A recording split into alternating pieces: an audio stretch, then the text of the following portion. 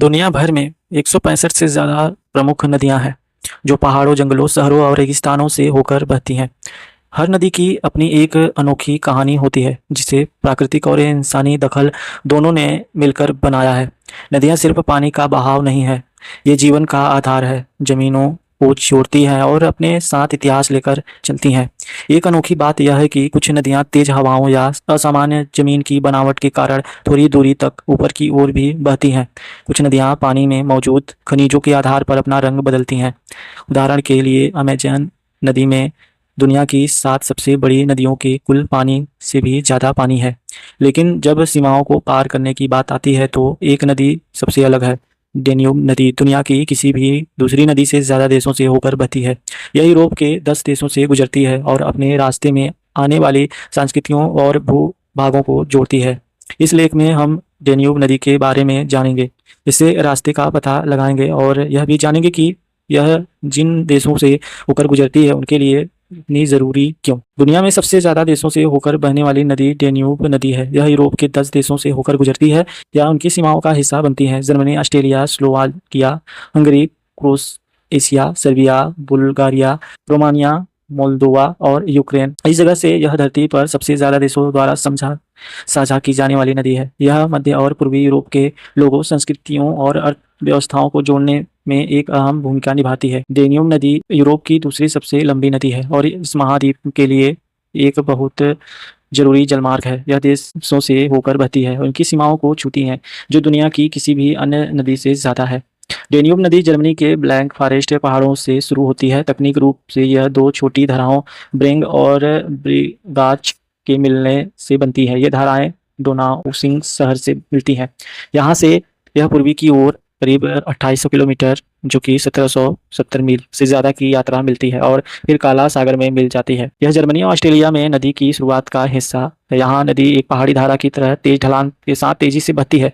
Alps में आने वाले कई सहायक नदियाँ जैसे कि इन नदी इनमें मिलती हैं, जिससे नदी में पानी की मात्रा काफ़ी बढ़ जाती है। मध्य डेन्यूब जब नदी स्लोवाकिया, हंगरी और सर्बिया जैसे देशों में प्रवेश करती है तो इसकी गति धीमी हो जाती है और यह चौड़ी हो जाती है और यह एक सामान्य मैदानी नदी बन जाती है, जिनमें टिस्जा और सावा जैसी प्रमुख सहायक नदियाँ मिलती हैं, जो इनके बहाव को पूरी 3 गुना कर देती है। कुछ जगहों पर जैसे ही सर्बिया और रोमानिया के बीच आयरन गेट घाटी यह सक्रिय हो जाती है और एक तंग घाटी से होकर बहती है। निचली डेन्यूब की अगर बात करें तो यह आखिरी हिस्से में नदी रोमानिया, बुल्गारिया, लोंदोवा और यूक्रेन से होते हुए एक चौड़ी समतल मैदानी में बहती है। यहाँ बहाव बहुत धीमी होता है और नदी कई द्वीपों से बाद चौड़ी हो जाती है। डेन्यूब के बहाव का चक्र मौसम और के बड़े बेसिन की जलवायु भी बहुत ज़्यादा प्रभावित होता है। बसंत में नदी का बहाव अपने चरम पर होता है, क्योंकि आल्प्स और अन्य आसपास के पहाड़ों में बर्फ पिघलती है, जिससे इसकी सहायक नदियों को पानी मिलता है। साल भर डेन्यूब बेसिन के अलग अलग इलाकों में होने वाली बारिश नदी के बहाव में योगदान करती है। गर्मी के आखिर में और पतझड़ में जब बारिश कम होती है और तापमान ज़्यादा होता है तो पानी का स्तर कम हो सकता है। इससे नदियों में नाव चलाने का असर पड़ सकता है। नदी अपनी यात्रा डेन्यूब डेल्टा में समाप्त करती है, जो रोमानिया और यूक्रेन में एक बहुत बड़ा दलदली इलाका है। यह काला सागर में मिलने से पहले नदी कई छोटी धाराओं और रेत के टीलों में बन जाती है। डेन्यूब नदी और इसके आसपास के इलाकों में एक बहुत ही विविध पारिस्थितिक तंत्र पाया जाता है।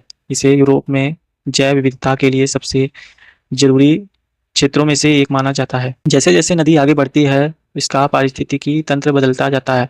ऊपरी हिस्से में पानी तेजी से बहता है और जिससे बजरीज के द्वीप और चट्टानी तल जैसे निवास स्थान बनते हैं। मध्य और निचले हिस्सों में पानी धीरे धीरे बहता है, जिससे बड़े दलदली इलाके, बाढ़ के मैदान और जंगल बनते हैं, जो नियमित रूप से पानी में डूब जाते हैं। डेन्यूब डेल्टा अपने आप में चैनलों, दलदलों, झीलों और नरकट वाले इलाकों का एक अनोखा मिश्रण है। नदी और उनके बेसिन में 2000 से ज़्यादा पौधों की प्रजातियां और 5000 से ज़्यादा जानवरों की प्रजातियां पाई जाती हैं, जिनमें कई तरह की मछलियां शामिल हैं, जैसे स्टर्डर्स। और अब खतरे में से यहाँ दलदली इलाके और बाढ़ के मैदान प्रवासी पक्षियों के लिए बहुत जरूरी है। जिस तरह से डेन्यूब नदियाँ भर के पक्षियों को देखने के लिए एक महत्वपूर्ण जगह है। उरुबिया, बिलाव और बियर जैसी स्तनधारी जानवर भी नदी के किनारे रहते हैं। दुर्भाग्य से इंसानी गतिविधियों में डेन्यूब के पारिस्थितिकी तंत्र को बहुत बदल दिया है। नाव चलाने और बिजली बनाने के लिए बांध को नहरें बनाने में नदी का प्राकृतिक बहाव बदल गया है और बाढ़ के मैदानों का आकार कम हो गया है। खेती, उद्योगों और शहरों में होने वाले प्रदूषण ने भी नदी के स्वास्थ्य और नुकसान पहुंचाया है। कई यूरोपीय देश नदी के बहुत हिस्सों को फिर से ठीक करने और पारिस्थितिकी हालत में सुधार करने के लिए कोशिश कर रहे हैं।